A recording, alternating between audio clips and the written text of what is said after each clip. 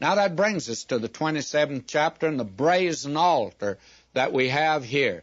Now I want to say something about this brazen altar. Have you noticed that outside that these articles are made of brass, the brazen altar and the brazen laver? Inside they're made of gold. You see, the closer you get into God, the emphasis is on the person of Christ. And the farther you move out, the emphasis is on the work of Christ. That is, the thing that He did for us, what He did for us on the cross. That's very important to see. In fact, I would say this, it's all important for us to see that. And we don't want to miss it. Now, I want to read to you here, and again, I can't say this is the most thrilling reading that there is in the Bible, because it just doesn't happen to be that, my friends, but it is so meaningful. You got to dig down here and see this. Now, the gold speaks of His deity, the brass speaks of the judgment of sin. I'm reading now. Chapter 27, verse 1, Thou shalt make an altar of chittim wood, 5 cubits long, 5 cubits broad. The altar shall be 4 square, and the height thereof shall be 3 cubits. And thou shalt make the horns of it upon the 4 corners thereof. His horns shall be of the same, and thou shalt overlay it with brass. Thou shalt make the pans to receive it, and so on. And staves were to be put in it. Now, I think that's about all that I'm going to read of this, and I'd like very much for us to look at this as it's given to us here in the meaning.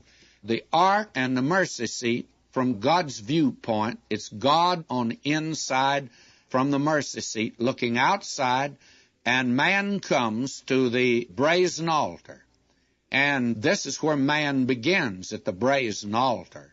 You have to go by all these other articles of furniture to get to Him. Now, the furniture here of brass in the outer court, it speaks of sin. It has to do with the sin question. And the sin question must be settled out here before entrance can be made into the holy place. Now, the furniture in the holy place, that all's pictured communion with God, worship. And there's no sin there. God settled the sin question outside, but there's a remembrance of it, for everything is touched with blood, you see. Now, man standing outside, how is he going to get into God? Well, the first thing he must have is a substitute to die for him.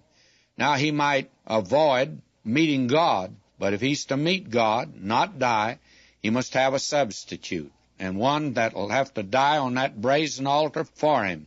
And sometimes that altar's called the table of the Lord. It's called the altar of burnt offering. It's where God deals with the sinner. And it speaks of the cross of Christ. It speaks of the fact that He is actually the one who died in our room and in our stead. You have that over in the epistle to the Ephesians in the 5th chapter, verse 2, and Paul says there, And walk in love as Christ also hath loved us, and given Himself for us an offering and a sacrifice to God for a sweet-smelling savor. That's the burnt offering too, and this is called the burnt altar, because here's where the burnt sacrifice was offered. And the altar was made by man, but the pattern is in heaven. The cross was God's chosen altar of sacrifice. He was delivered by the determinate counsel and the foreknowledge of God. And therefore Christ is more than just a good man. He was that. But He's the Lamb slain from the foundation of the world. And there's no approach to God but by the brazen altar. They must bring a victim there to be sacrificed, and must claim that victim as the substitute. And when John said, Behold the Lamb of God, that's the person of Christ, that taketh away the sin of the world. That's what He did for us on the brazen altar.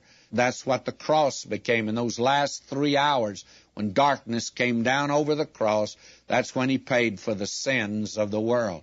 And we're told, as many as received Him, to them gave He the right to become the sons of God, even those that don't do any more nor less than just simply believe in His name.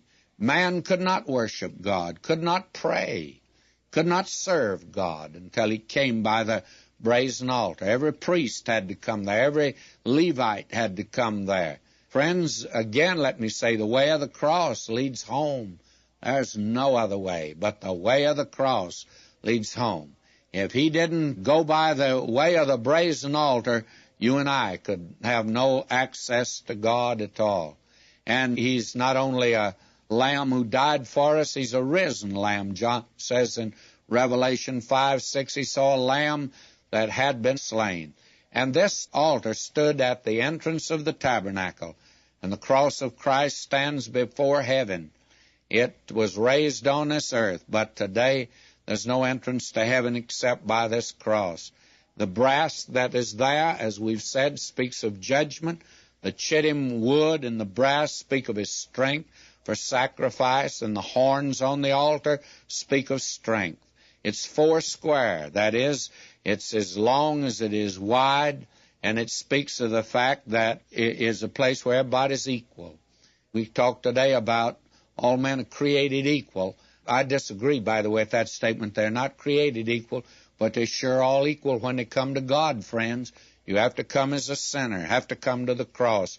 And you'll notice that the height of this brazen altar is the same as the mercy seat. Mercy and justice are even. God's not lopsided. When he saves you, he doesn't slop over with a lot of sentimentality. The penalty's been paid, and the mercy just reaches down and meets your need. And he's rich in mercy because you can come. What a picture this is of the cross of Christ.